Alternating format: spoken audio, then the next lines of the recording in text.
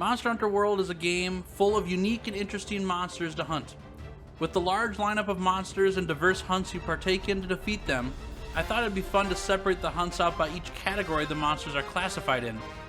Today I'll rank the Elder Dragons as they sit in a particularly unique category due to their diverse movesets and difficulty in taking them down, as you cannot trap or capture them at any point in the fight. Welcome to Giddy Fox Gaming. I'm Tails, and in this video, I'll be making a tier list ranking each Elder Dragon hunt in the Monster Hunter World base game. I'll rank them from S rank down to F rank, based on how tough and enjoyable the fight with each monster is. I think the design of a monster and the fight you have with them are not the same or even play into each other that much, so I'll save a tier list on how cool or well designed a monster is for another video. So, let's jump in to Monster Hunter World's Elder Dragon tier list for 2023. Zora Magdaros. The first Elder Dragon you experience in Monster Hunter World, Zora Magdaros had me nervous from the beginning based on its sheer size. I was expecting to take on monsters no bigger than Rathalos, as that's what you see in all the Monster Hunter promotions, but boy was I wrong. Zora Magdaros is the big McHuge large lava dragon moping around the New World to pick his final resting place when you and the 5th Fleet show up and make it change course and get off your property. Get off my property! Unfortunately, I was disappointed with the Zora Magdaros fight, as it was completely different than any other fight and literally has you use cannons and harpoons to fight it instead of the sweet swords and armor you crafted to take it on. The whole process of busting up lava nodes, defending a large wall, and shish kebabbing the thing just didn't feel as fun as whacking big dragons in the face with body parts of their cousins. In terms of how tough the hunt was though, it wasn't. It was too easy. Like, maybe could have been the first mission in the game easy. I literally think I had a harder time beating Baroth the first time than taking down Zora Magdaros every time you face him through the whole game. Nergigante. A hard shift in the other direction. Nergigante is a monster hunter himself. You may as well strap some monster parts on his back, give him a couple oversized swords, and have him join the 5th Fleet with the rest of us. The build up through the campaign to fight this thing was fun because I was legitimately scared to fight it.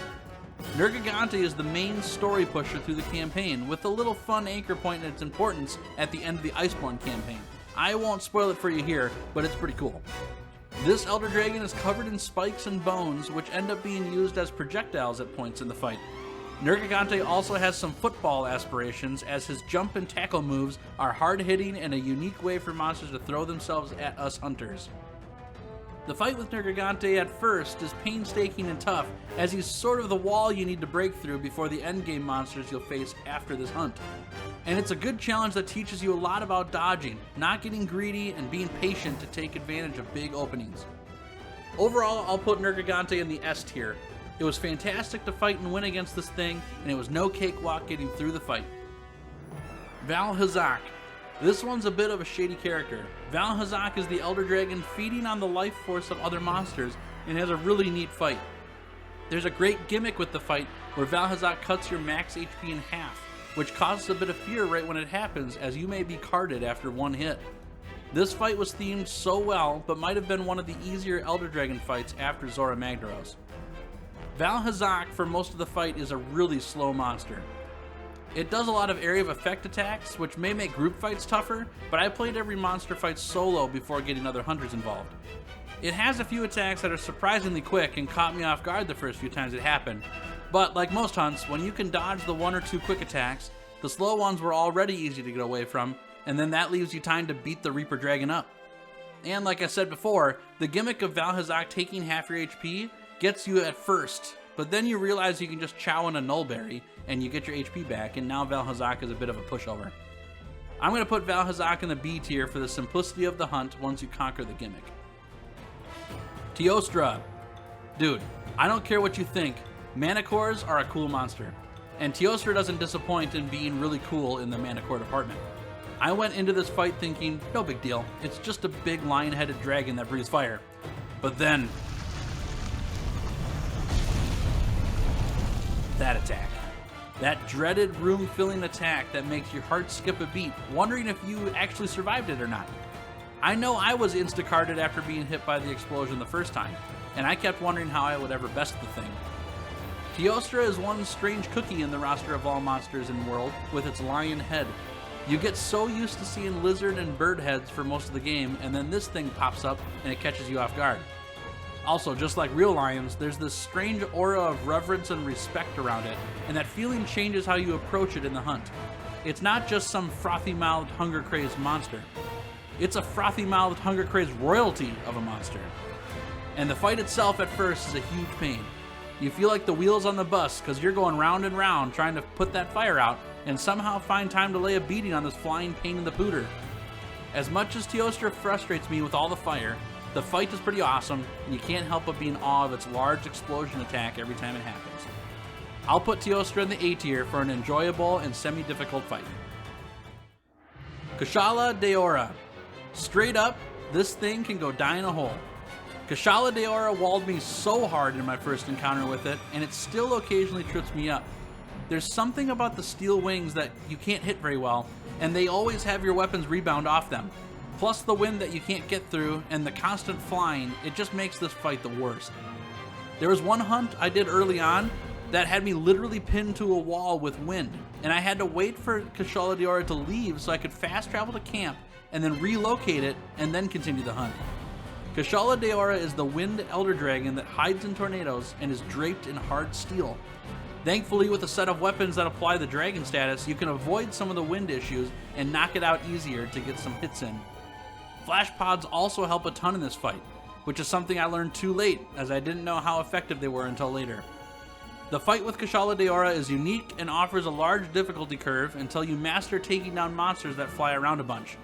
When you learn that, the fight becomes significantly easier and somewhat of a pushover for such a hyped up elder dragon. I'll put Kashala Deora in the C tier for the difficult but unenjoyable fight.